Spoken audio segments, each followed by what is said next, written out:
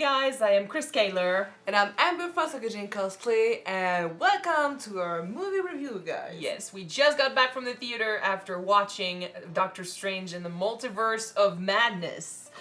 We were expecting this movie for a while. We were waiting for this and we were excited to go watch it finally. Dreaming about it. We literally watched WandaVision in a hurry. Like, we power walked through this because I knew that I needed to watch this before watching the Multiverse of Madness. So we did that, and that's just how crazy we were for this movie. Like, we wanted to understand everything, and we did watch it on opening night, and we are ready to do a review. So just like we did with No Way Home, we're going to do a first part that's going to be no spoil, and then we're going to do a second part that's going to be with spoilers. So yep. All that we can reference in the first part is the trailer. Not the new one, like the old one from 2 months ago. So at the very least, if you've seen that, you're safe. So no spoil, let's do this. Every night, I dream the same dream. And then...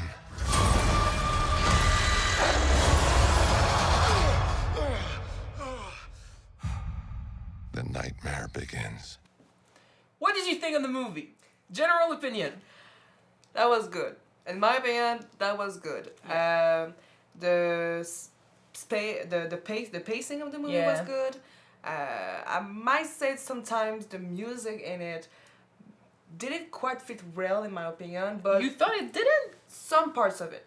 Okay. But thinking back on it, I think that it might bring a good It's a good twist. Well, Danny Elfman did the music. Yeah. Sam Raimi was the director. And you definitely, like, if you grew up watching Spider-Man with Tobey Maguire, you see a bit of that in this movie for sure. Like, you feel the Sam Raimi touch. And you also recognize the Danny Elfman touch in the music. Yeah. So, I mean, is it too much for Doctor Strange? I don't think so. I thought it fit with the scale of this movie because it's multiverse. They've been teasing this for a while. The trailer presents this movie as, you know, the culmination of all the universes, you know, basically stumbling into the MCU. Mm-hmm. There were rumors of a lot of cameos. I think, was it Benedict Cumberbatch who said something about this having more heroes than an Endgame or something? I heard about it, but I don't know who said it. In any case, the scale of this movie was pretty big. Mm-hmm. So I think the music fit that scale. And I did recognize, like, I didn't know it was Danny Elfman until the credits. But watching this, I was like, that kind of reminds me of Spider-Man. You know, like the Sam Raimi touch with that type of music. I was like, wow, it's almost like watching Spider-Man from back in the day. As in, you know, it was big. It was pretty big. I wasn't disappointed either. Some of the things I was expecting didn't happen. Some of the things I wasn't expecting happened. But nothing disappointed me. Wasn't expecting the main villain of the story. I'm gonna say that. Well, let's say, that is interesting because you think the movie is gonna go a certain way, but it's completely upside down, guys. Very quickly, it surprises you and it takes you in places. But then at the same time, it all makes sense. It all makes sense. Yeah. That's the thing. When it comes to the general feel, like, I'll compare it, of course, to No Way Home, because No Way Home was also a grand scale film where you had to add all these characters and where, you know, you're traveling around in different franchises and stuff. So did it work did No Way Home work? Did Multiverse of Madness work? I think it wasn't as rushed as No Way Home.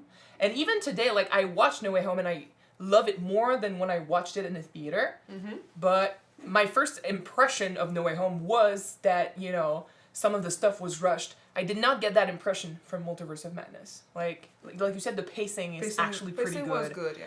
Like, you would expect them to rush through things, and at the beginning, I'm like, okay, we're gonna get in the problem real fast because we gotta get moving. Like, there are things to discover, characters to introduce and stuff. Like, we got to do some shit quick if you want to get somewhere with this type of movie. But I thought that No Way Home rushed things a lot more than Multiverse of Madness, who kind of they took the time to set the mood, which, to be fair, is a very Sam Raimi mood. I felt like we were watching a horror movie sometimes. Obviously, this is my. I mean, I don't, it may sound like it, but I'm gonna confirm it right now. My biggest thumbs up for this movie is the fact that Sam Raimi directed. I think visually and on a director standpoint, this is the best Marvel movie that I've seen visually. I will say though that for a movie starting Doctor Strange and in the background Scarlet Witch, Yes. with witchcraft and magic in general, They do fit together. Yeah, they do fit together. And this movie with Sam Raimi's touch do have a hairy vibe of dark magic, and it's kind of generally gloomy. Yes, I mean, And- Sam Raimi is known for his horror movies. And He is. I mean, I'll compare it again to his Spider-Man movies. The scale, the type of shots he makes, it fits the comic genre very well, and it's a lot darker than you would expect a hero movie or a Marvel movie in general. Like, it is probably, when it comes to the vibe of the movie, when it comes to what actually happens and the way they show it, it's definitely a lot darker. Like, Endgame didn't go there. And a lot happened in Endgame, but Endgame did not dare go there. And this movie did. You definitely feel the horror vibe. Like, we'll discuss this in a spoil part because we need to get into, like, the villain of the story and the way it's portrayed and stuff. But basically, this was the perfect movie for that type of vibe because the music, the camera shots, just the editing, everything fit the horror genre, but it was also psychedelic enough to fit the Doctor Strange vibe. And the first Doctor Strange movie really, went places with the visuals. Yep. Because you get to destroy reality. You get to, journey through different realities and different, dimensions and stuff. It's pretty cool visually. I mean, there's a potential for cool visuals, and they did that in the first one, and they definitely did that in the second one. But I think, whereas in the first one it was more the shots and the CGI went crazy, I think in the second one you add to that the editing that was also very crazy, and just general horror movie shots and techniques that made the whole thing more emotional and more poignant. Because, like I said, even if they had a lot to tell, they did take the time to set the mood, and it worked. Yeah. Like, I was watching a horror movie, and I was enjoying it.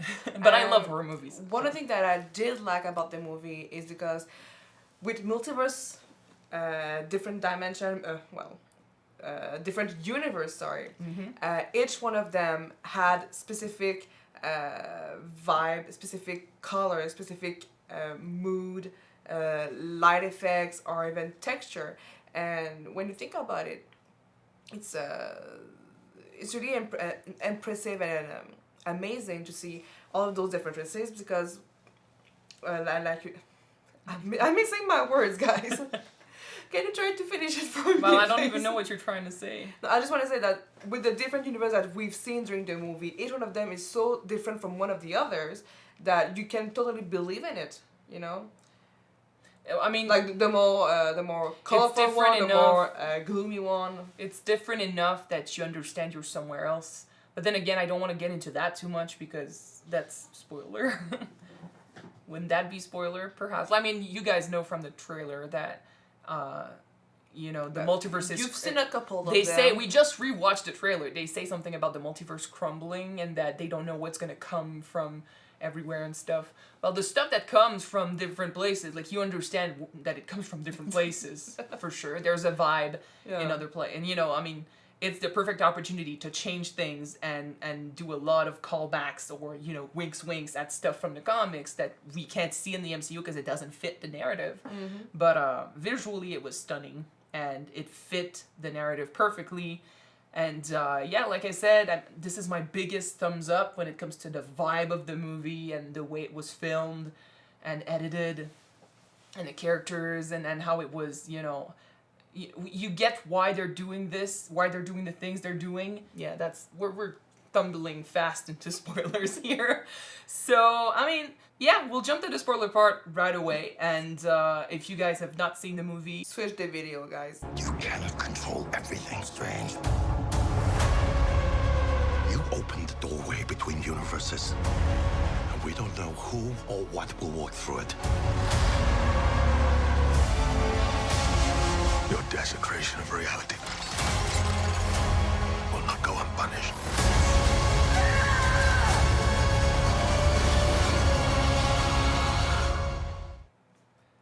okay, so like I said, if you have seen the movie, this is for you. If you don't care, this is for you. If you have not seen and you do care, get out of here. Yeah, because now it's just a time for us to just find girls, We're gonna talk about everything. So, I did not expect Wanda to be the villain. Me neither. Not like this at the very least. And I have seen WandaVision yesterday. So it makes sense. And when we were saying it's hard to judge because we understand her motivation. She wants to find her kids back. She Yes. wants to be with her kids. And like the first shot of her is literally her tucking them in. It's sad. And I mean, her costume shows it. It's broken on her heart. Like, she's got a broken heart, and everything about her shows that. And she's fallen deep into all things dark. Like, she's using the dark hold. Sorry. She's looking more and more like Agatha, literally. Like, her fingers are going to, dark. Dark, because she's And using their book. Even yeah. her eyes, like the makeup and stuff, like it's looking like it's almost like she's constantly crying, with the way it's set, and it's very dark. So she's introduced tucking her kids in, so you understand her motivation quite fast. And if you've seen WandaVision, you know about that. And then you find out that she's the villain of the movie, and you're like, fuck, because you don't want to judge her. No, she's supposed to be one of the good guys. And I think they did a perfect job, though. Like, even if it's sad, it's a perfect idea. It's like she took the role of Mama. Well, No? no. It's similar as in, the feelings behind it, but No, but I Mama mean, is a spirit. Like, it's not the same Mama thing. is a spirit, She's and not she in control. tried to protect her Yeah, kids. but she's not in control, and she killed her kids. Yeah. So it's not the same. Whereas Wanda just wants to get to her kids, and she doesn't really care who she hurts to get there. But her denial is such that she's like, I'm not the villain like because she's I'm saying, doing it you're for the my one. kids. Yeah, like Doctor Strange, stands in her way, and with every sorcerer, and she's like, you're responsible for the deaths of these sorcerers because you stood in my way. So she's like rejecting the idea of her being a monster. And when people hint at this, she'd rather say like, well, as long as my kids don't know, and it's Everything's like gonna be perfect. exactly, like in her mind, she's doing this for a good reason. But then it's ambiguous because you also have a main character who dabs in gray stuff too. And in this movie specifically, he has to dab into dark stuff to be able to save America Chavez, right? Chavez, yeah. Chavez, I think they pronounce it. America. And, I love how she said in the beginning, how come you break the rules and you're seen as a hero, but then when I break the rules, I'm seen as a villain. And it's in the trailer, and I didn't take it as you're going to be the villain of the movie. Me neither. But then it makes so much sense because it's true. Like, it's just that you compare one thing that's not the same, and that's why you can say Doctor Strange is the hero in this movie. He did break a few rules, but his intention, like, he never intentionally hurt anyone. No. Whereas for her, she is hurting people and putting the blame on someone else. Yeah. Till the end, at least. That is the main difference between these two. Yeah, and it's like, there's so much death in this movie. It's like, you said that she's putting the death of those people onto someone else. Yes. She so dead set to find her kids back that she cannot grasp the concept that killing a child, a teenager, to see her kids back is not okay. Yeah, she's in pain, and what she wants is to have her happy ending.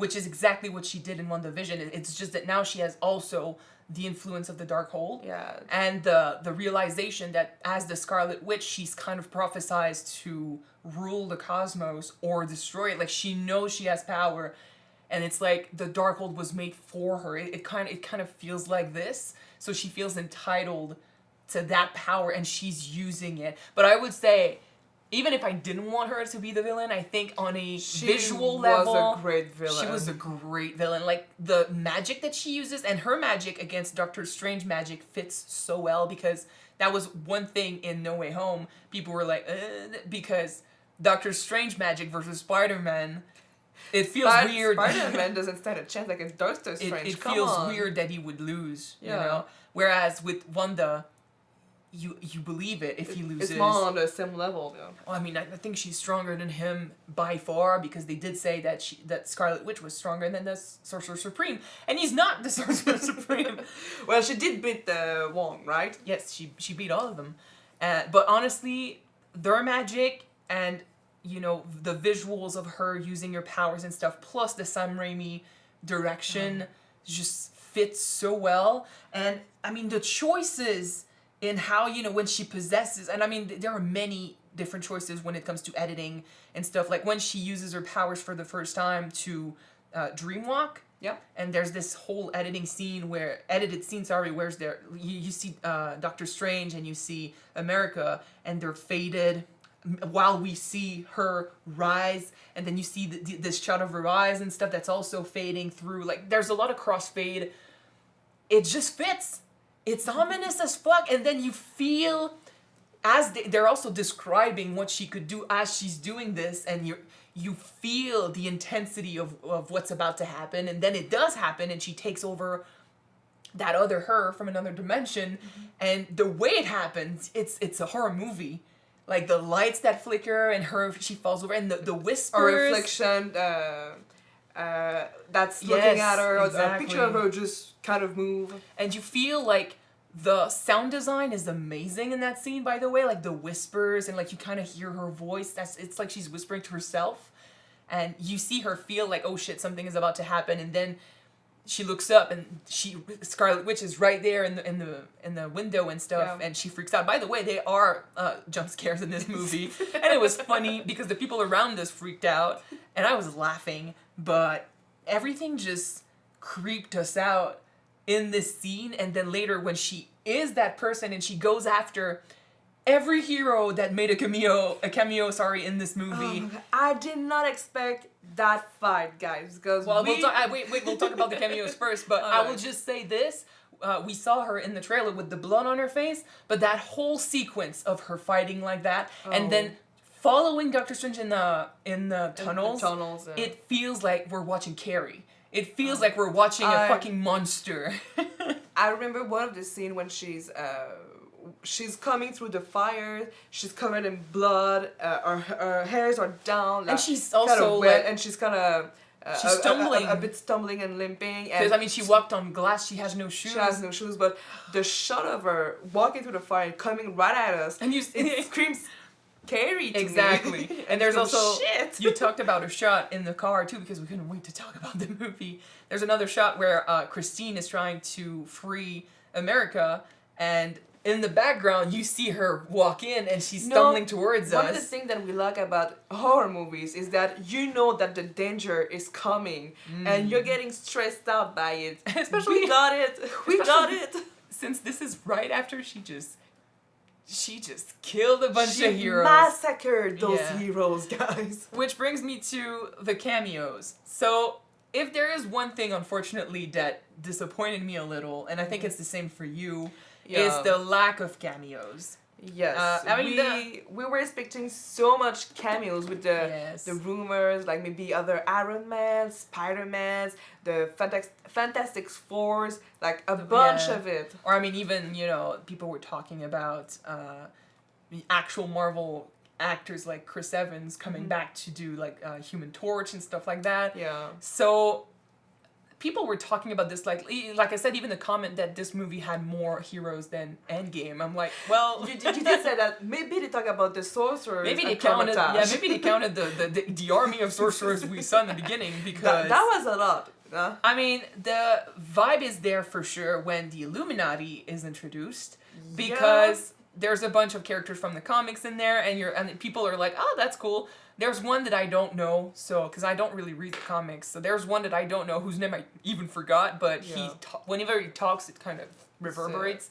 And of course, like there's Captain England, Played by Peggy Carter. exactly, like in What If. She was badass. She was badass, so that's great. And there's the Captain Marvel, who's a black woman in this movie, and I know there's a version of her that's supposed to be like that. Yeah, so I mean that's great, but I mean the two characters that definitely had the more impact on the crowd when we watched the movie were Mr. Fantastic and Charles Xavier, especially Charles because it's Patrick Stewart. Yeah, but we knew from the trailer that he was supposed to be there. We heard his voice, and we saw his bald head.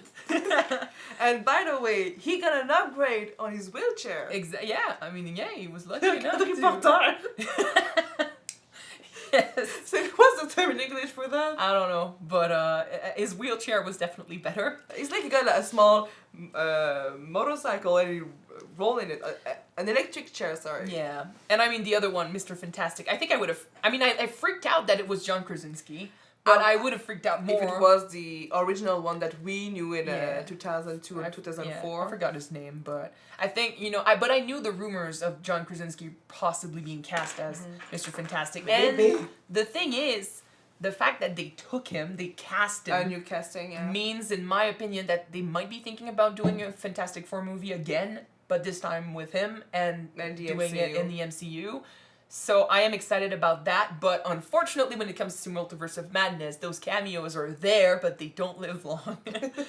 So, but I will say this, again, there's a lot of deaths in this movie. They all die one way or another. They all died. And it makes you realize just how strong Wanda is. Like, I know some people in the crowd were pissed that, their heroes and stuff died that quickly. You've been introduced to a bunch of heroes, and right after the other, they got disintegrate. Well, I mean, but in such a gruesome way too that you don't expect from Marvel. Like fucking Peggy got cut in two. She got cut in two, and with her own shield.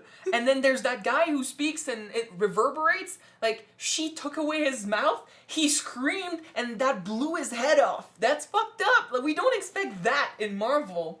Or Captain. Mr. Fantastic got fisted out. He got put. She just cut him up. Yeah.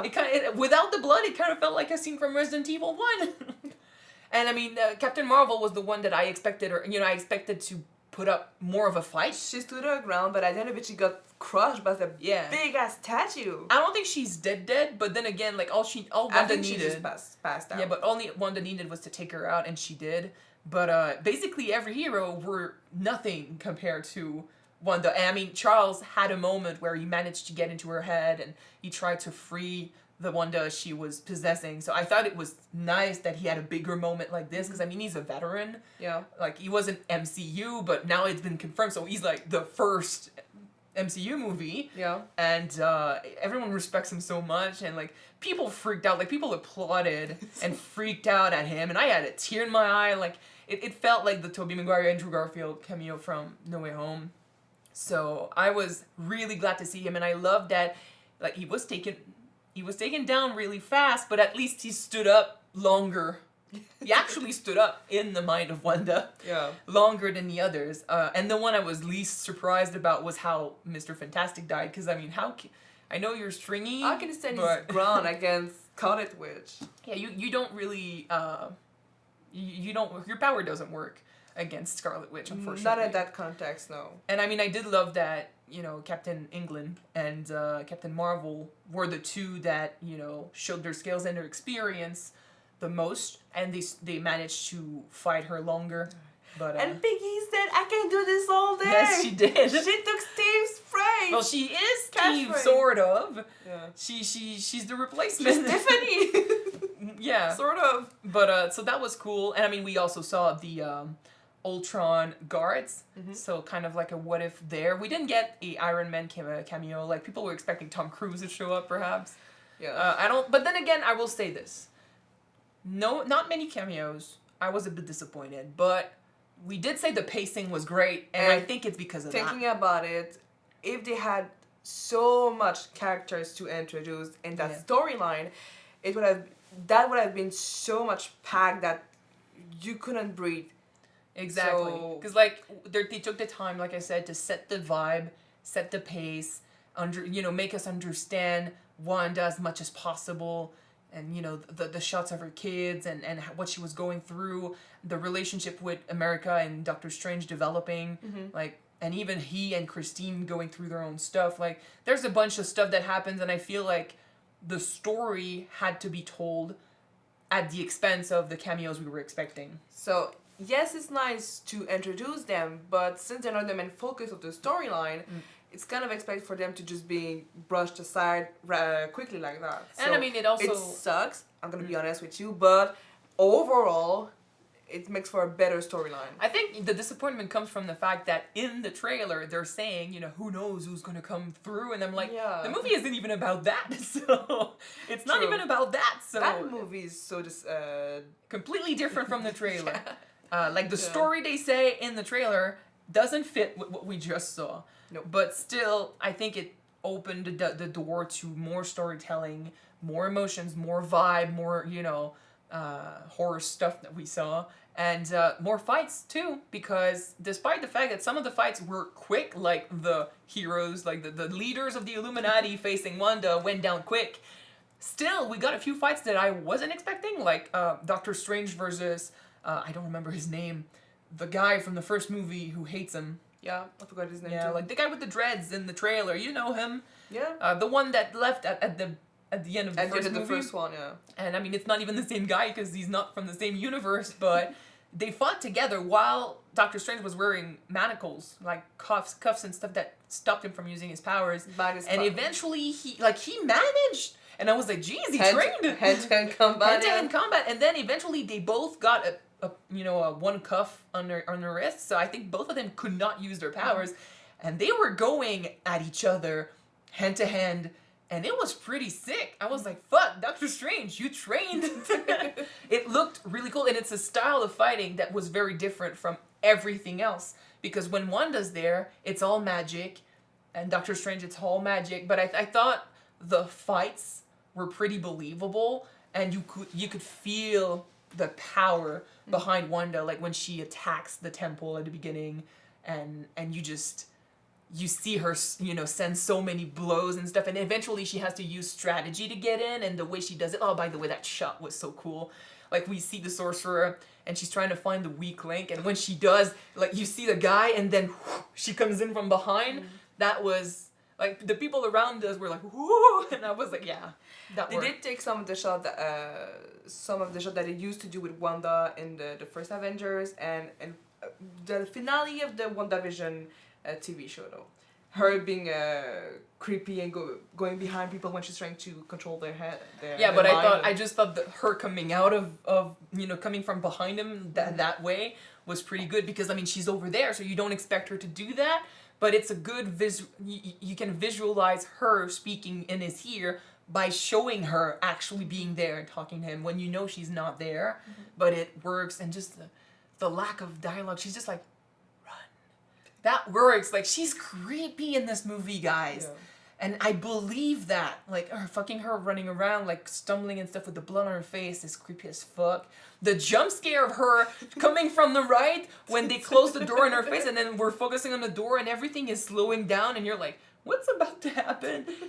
Typical jump scare, but she comes in like she's a zombie. I jumped in the theater, guys. It was funny. And I mean, like I said, I think the Sam Raimi vibe fit really well with how creepy she was and how creepy she could be. She was so creepy. I mean, she got stuck in a mirror dimension by Strange. Yeah. And she found a way to escape by going through the reflection, like, she came through out the water. like this. And she came out like the Grudge, literally like all like she was contortion, broken. like she was broken, and she was damn, Wanda, what happened to you, girl? It's kind of like, well, if you're in the reflection, you're not going to be on the right side. So it's Yeah. like she kind of twisted herself around.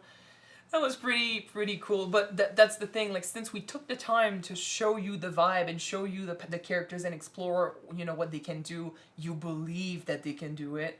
And I mean, I mean, in all the movies, and I said it in WandaVision, and I'll say it again here, there are some stuff that happens that we're like, well, okay, you were really quick in learning that, or you suddenly knew what was going on and you understood how to control it, like when he takes control over the souls of the damned. Yeah. I'm like, it looks cool, but how did you do that? Like, it's not because Yeah. Christine is like, you're, you know, Yeah, you master control. of the mystic arts. It's not because she Their says that. spirits, control them. It's not because she says that you suddenly can control them, or just America. Like, I get it, but you know, he's saying you need to have faith because it makes sense. Like, we introduced how she blasted her parents, which, by the way, nice touch. A lesbian couple, Yeah. pretty cool. How she, the first time she opened a portal because she can travel through the multiverse. And she opened a portal out of fear, and it blew them away. Like, they were transported somewhere, and she doesn't know if they're dead or anything. That would freak you out as a kid, and it kind of traumatized her to the point that she doesn't want to use her power, and she uses it only out of fear in intense situations. So all it took was for Doctor Strange to be like, trust in your power, and then she did. Yeah, trust yourself. You can control your power. Yeah. Every single time that you use them, you send us to where we needed to be. He's basically saying you always had control, it's just you don't trust yourself. Yeah, that part was a little bit too quick in my taste. I mean, that would have been fun if throughout the movies you can just maybe teach her to be more confident in herself and her powers. Yeah. But they don't do that. But I so- mean, it fits. It's just in the moment, it does feel like she suddenly became very strong. What a coincidence. Yeah. But I did enjoy how the whole resolution came around. How, you know, we were saying coming back from the theater, like, you hated the fact that Wanda was the villain. And then I told you she's the villain, but at the end she's also the one that saves the situation. I know. I mean, what I hate the most, because I love the character of Scarlet Witch. Like, I mean, I love the actress. I love her design. I love her powers. And seeing her being a villain, killing people, it breaks my heart. Even if we understand why. I like, understand why, but it still breaks my heart, guys. But then I love that it's herself, and you know, her whole thing only works if her kids are there for her. And when she shows up, like when America sends her back to that universe where her kids are there and she's taking care of them and stuff, and she shows up like a witch, like Scarlet Witch, and she's scary and the kids are scared of her, that's when she realizes, shit, I'm a villain. She's scary. The other version of herself tried to protect the kids. She blasts herself. And when her kids are crying, calling for their mom, she said, oh, I'm okay. I would never hurt anyone. Yeah, I'm not a monster. But seeing her kids crying, being scared, she had that realization that, oh shit, And I like, am just a like monster. And the thing is, like, in that moment, she's like, I would never hurt anyone, but then she turns around and one of the first people, like, you hurt a bunch of people, but the one you hurt the most in this is yourself. It's yourself. Like, her actual self is right there, full of blood, and she's hurt and stuff, and you hurt yourself. And I mean, I will admit, I did not understand what she told herself in that scene, because I'm like, did you speak another language? We are French, and we watched it in English, so I don't really, I didn't get what she told her, but what I understand from this is, like, she was touching her cheek, and she's like, I get your pain, like, I get what you're coming from, but you gotta stop. Like, this is not you. Maybe that's what she said, I don't know. But still, she's the one that brings her back from the edge and makes her realize, fuck, I have become a monster. That has to stop, yeah. Yeah, that has to stop. So, she blasts everything, she destroys the Darkhold from every dimension. How did she do that? I don't know. But apparently, like, since it's meant for her, maybe that's why it worked. But it was just convenient that Doctor Strange's like, she destroyed all the Darkhold from every dimension. And I'm like, well, how did that happen? Like, she destroyed the tower, so in that dimension, yeah, the Darkhold doesn't exist anymore, but that doesn't mean that there are not other towers in other dimensions. Maybe she used the connection to do it. Or, I don't know. or it's just that she dreamwalked in a few seconds during the tower falling. Maybe. But the way they set it up, it looks like she's dead. And I don't really want to say she died. Honestly, I do believe that she's dead, because to me, with everything that she done in the movie, killing all those people, hurting so much people, she cut people in two, guys. Yeah. The Or only- transform them into Facellos. Yes, the only way for her to be redeemed and be a good guy again is by death. Killing herself, sacrificing Yeah. herself to stop this. Yes, but since you said that we didn't see any course, maybe there's Yeah. an open door for her to come back. It's like they kept the door open to Yeah. potentially bring her back. But at the very least, she exists in other universes. Yeah. And even if the Darkhold doesn't exist anymore, they're also opening the door to another dark version of another character who might turn dark, which is Doctor Strange himself. And speaking of Doctor Strange, we've seen a bunch of them in that universe. Well, we saw one that was alive, and another one that died quite fast. And by the way, that's a good thing. Like, the movie starts with an action sequence. Like, they throw you in the action, and I thought it was pretty good. Because this is going to be the movie is going to be intense, and when you think it's, the most intense it's going to get, it gets more intense. But that Doctor Strange, and I love the ambiguity of the character in this movie, because it's implied that in every dimension, Doctor Strange turns evil. Like, he's willing to sacrifice America in the first universe, and then the one that died is portrayed as a hero, but we found out that he also played with the multiverse, and it got to a point where he destroyed a reality. So they killed him. They had to get him. And there's another one who Played with the played Darkhold. with the Darkhold, and because of it, his own universe is Disintegrating. disintegrating. Yeah. And I mean, like, the fact that our Doctor Strange, he saved America instead of sacrificing her, and she's like, I'm glad I came to your universe. Like, we're kind of implying that one is different, that one is good. There's still hope. But then again, he had to use the Darkhold to save America by possessing, by the way, his dead, rotten corpse. That was fucked up, but very, very cool looking. I did not expect to see a zombie version of Doctor Strange. But they really, they dived into the fan service for that a lot. I know. But it worked, without being too much, because it works. Like, I forgot about that corpse. Like, that corpse was there from the beginning, and we completely forgot about it. And I was like, you're supposed to dreamwalk, but the rule is you have to be there to dreamwalk into yourself. So you're the version of that universe. How are you going to do that? And then he comes in with a new one said I had to be alive. And I'm like, oh, it's true.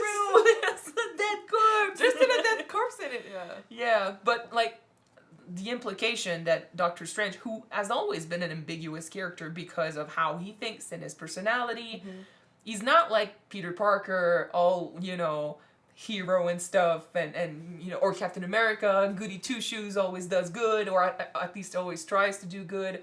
And I mean, even those characters sometimes become gray, and that's when I love them the most, because that gives them layers. But Doctor Strange has always been gray. He basically, just like in this first movie with the previous Sorcerer Supreme, he understood that sometimes you need to Do some bad. bypass the rule to reach the greater good. He bypassed the rules several times in the first movie. He used the stone. The time stone. He Yeah. read books he wasn't supposed to read. I know.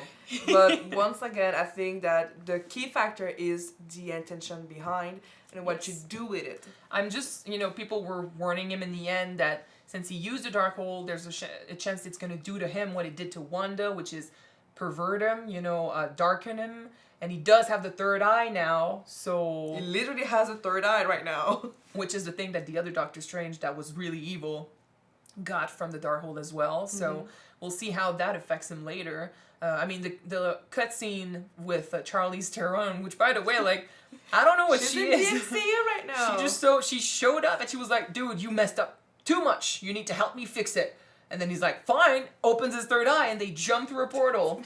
So I'm like, I don't know if it's, again, about the multiverse. I don't know if it's because, I mean, he has been walking around multiverse and stuff and messing around with it. So maybe it's another consequence of that. But, I mean, I'm looking at her costume, and I'm like, it looks like a mix between a witch, like Scarlet Witch, and an Eternal. So I don't really know...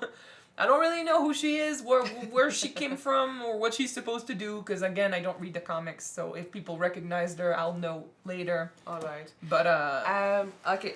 I want to talk about Doctor Strange's fight against himself. Oh yeah. And that universe Oh, that is, yes, it's true. I forgot about that universe is destroying itself. Oh, that was cool. Very original fight. I wasn't expecting this. They use music Yeah. to fight each other. That was like it was silly, but with Doctor Strange, it makes sense and Yeah, it looked cool. And it's the fact that you're trying to listen, like they're throwing notes at each other, like they're giving them actual form, throwing them at each other, and when they land, they feel the impact, and you hear the song that they were playing. Da-da-da-da, da-da-da-da-da. Like it was really, really cool, really funny, and like I never expected that type of fight in a movie ever, and I thought it was like very original. I was not like I know it looks silly, and I'm like with everything you can do, why did you choose to do that? Especially when they have this hold because his song is just as powerful as his song, and like they have a deadlock, and he's just stringing the harp, and he sends one single note that blows it all up. But then again, visually and the sound design and the visuals for this fight were phenomenal. And again, like I said it before, that's my thumbs up. The visuals, the direction of the whole thing is so different, yet at the same time, it's so familiar. It's a step up for me. So yeah, that scene I really enjoyed. I don't know about you. Do you think it was too silly? The fight? Yeah. No. You liked it? We're so used to seeing people doing hand-to-hand combat, Which we had. using magic to fight, Which we had. or weapon. So Which we also had. Yeah, which we also had. But this fight using music, it's so different. You don't expect it, but it kind of fits. You know, It it kind of fits, and well, it's, that's why he's so it's quirky. in this universe with the MCU. He's the only character who could do that. You spend so much time that they used that type of humor, because without it, the movie kind of fell flat, you know. Which, by the way, speaking of humor, I thought they really nailed it this time because there were a few jokes. I remember, like the last Marvel movie we watched was No Way Home, so I keep referencing that. But Doctor Strange being in it, it fits. You know when he's saying, Scooby Doo that crap. I'm like, nah. I mean, I get sometimes Doctor Strange makes references, so I get it. But it fell a bit like, you would say that type of joke? I don't think so. But in this one, the humor was both more subtle but had more impact, Kind of like, you need to speak to Wanda, be careful with your words, like the entire, I don't know what he said, but basically our entire lives depend on that, on what you're gonna say. The multiverse depend on it. Yeah, and he's like, well, gee, talk about pressure. I mean, that fits. And then he does this thing, and it starts a fight, and he comes back, and he's like, I think I nailed it. So I thought the humor was pretty good, and very, like, more subtle than it wasn't on the nose like it was perhaps in No Way Home, coming from Doctor Strange. Yeah. Whereas in this one I thought it fit, because I mean it's more horror movie than comedy for sure. It is more horror movie than comedy. But that makes me want I want Sam Raimi to direct another Marvel movie. He's great. Give me Sam Raimi again. He's great. I thought it was genius. I said earlier that this movie really does bring you the vibes of Harry with witchcraft and magic. But that's why I say she's a perfect villain. She's a perfect villain. And when one of the scenes at the end of it, when he's using the dark hole to summon the soul of the damned, he's bringing so many candles, so many lighted candles. In that scene, I'm watching all the candles and I'm like, that's a lot of candles that you were keeping around. But the vibe that is bringing you is you get like old witchcraft movies. Yeah. Well, the lighting in the movie was amazing. And the visual choices, like when Charles is going into Wanda's mind and it's all white and you see that door and it's pieces of the set that you would have from her house when it got destroyed. And he finds her and he's trying to get her out of the rubble, and then behind him it's all white, and then comes in the red smoke, the red mist, and it's so heavy and it's coming towards him and you feel the pressure and you're like, oh shit, she's coming. So it's not what you would expect visually from someone's mind. Like that's not what we saw before, but I thought it was very interesting, the use of the contrast of the colors and stuff, and or when she's sitting her, and trying to dreamwalk for the first time, like the light is perfect and it fits so well with her makeup and her costume and stuff. So I really, really enjoyed the lighting. But like I said, everything, technical in this movie was great. Yeah. There was a bunch of CGI, of course, and sometimes I was like, well, okay, you obviously... A little bit too much. The first fight with not the first fight, but the second one with the big monster after the wedding, the creature is clearly not, can clearly not exist, so it looks cartoonish a little bit. And everyone, but then again, like it makes sense with Doctor Strange. I thought like the level of the obstacles he had to overcome fit with his abilities, and it gave an opportunity for Wong to also show off, so that was cool. The little joke with you need to address me like with the proper customs. I'm the Sorcerer Supreme, and he doesn't do that till the very end. So I thought that was pretty cool. And like you said, we had basically every type of fight. Magical fights, monster fight, weapon fight, just hand-to-hand combat, everything fit. But then again, at the very beginning, because we're thrown into the action, you notice the CGI a bit too much, but after that, you kind of forget about it because everything looks cool. So, yeah, that's pretty nice. Yeah. And there's that's one thing I really love from the original Spider-Man movies, despite, the fact that it's, it's a comic movie. It's about a hero and stuff. Like, it's very human. It's more human than most of the other Spider-Man movies. There's this element of, support and love from like, you have the time to get to know the character and get to feel what he's feeling. And I think we found that in Multiverse of Madness too. Because, again, the emotional baggage from America, the emotional baggage from Wanda. And even Strange goes through his own thing with Christine. Yeah. The letting go of Christine because he wants her and he loves her, but he can't be good enough. Like, he's not good enough for her and they don't fit, but they both understand that they love each other. It's just that they're not a match. They're not meant to be. Yeah, in every universe he loves her, but in every universe they're not together. And he kind of... Which is super sad.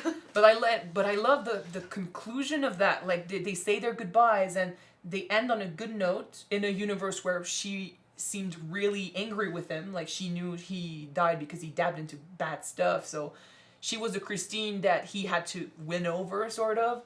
And he did that. And the fact that he, arranges this watch in the end, like, it's like, the watch is their relationship and it's been broken since the first movie. And it's like he has kept it broken. But now it's been mended and he's ready to move on. Yeah. Exactly.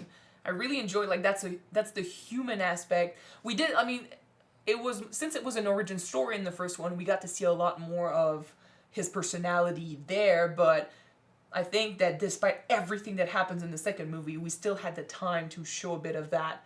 And again, like, the star of this whole emotional thing was Wanda, and she did a perfect job. Elizabeth Olsen, you did a really great job at playing the villain and a heartbroken mom. Well, yeah, that's the thing, like, she is scary, but at the same time, we understand why she's doing this, and we feel so bad. Like, there's a reason why when she dies in the end, we're like, oh, the cat is bringing a squirrel. There's a reason why, like, you felt really bad. Like, I thought you were about to cry almost when she died in the end. Yes, baby. Yeah. But in any case, like, the whole thing, I expected more cameos, but what I got made sense. And I expected it to be good because of Sam Raimi, and instead it was visually phenomenal. I thought, the direction of the whole thing was a massive step up. I'm not ready to say that on a storytelling level it beats No Way Home, because I have more feelings from No Way Home. Is the movie perfect? No. No movie is. Some of them are close, but no movie is perfect. Yeah. Like, for example, when it comes to the cameos, in No Way Home, the cameos had a goal. They were there to help the main character and further him on his journey. Whereas the cameos in Multiverse of Madness felt like cameos. I'm throwing them in so you freak out and then that's it. But that aside, because unfortunately I thought this was going to be the high of this movie and it was the low. But everything else, the villain, Wanda, the way she was portrayed, the music, because I like the music, the Doctor Strange, you know, and America relationship. Even if America didn't really make a big impression on me, like I thought she was okay. Yeah. Like as a character, she's a kid. She's being introduced. She has potential with her power. That's fine. But still, the relationship there and again, just the horror vibe made this movie worth it for me. And I know people are going to be mad that Wanda died. I know that people are going to be mad that the cameos were not what they expected. I know that they're going to be mad that the trailer said something and the movie was completely different. Yeah. But I had a the really trailer good was time. really deceitful. But then that's what we're supposed to expect from a trailer. Yeah. I mean, in a way, like, you don't want it to spoil. In any case, I did not have a bad time. Like, I really enjoyed my time tonight, and I'm not disappointed. All right. So, if you watched the movie, guys, we hope that you liked it. If you didn't, that's fine because every taste is different. Who knows? Well, go watch it. Well, If you haven't watched it, go watch it. give it a chance. Yeah, for sure. Like, I mean, you kind of have to if you want to understand the MCU. But, because, I mean, obviously, we're having another Doctor Strange movie after this. Doctor Strange will come back.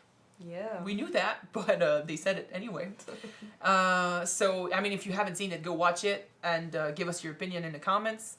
And I do feel that we kind of rushed the no spoiler part, but that's because we had so much to say in the spoiler version, you know, side of our review. Yeah. I'll have to edit a little bit because I think we dabbed into spoiler at the beginning, but aside from that, I mean, you get a good thumbs up from us for that movie. I mean, Marvel movies are meant to be enjoyed. They're not there to be deeply analyzed, and it's not going to win any, you know, Oscars or anything, but I think as a Marvel movie, it's one of my favorites. Thank you, Sam Raimi. Yeah, I mean, it's, in my opinion, it's because of Elizabeth Olsen and Sam Raimi teaming up. Yeah. Okay, so Cool. unless you have anything else to say, Nope, that's it for me. we're gonna end this here. Thank you guys so much for watching this review. Hopefully you enjoyed it and you're not, you know, I mean, you're just as interested or you freaked out just as much for the movie. And like I said, leave your comments down below to tell us what you thought. And we'll see you with another review later. Bye, guys. Bye.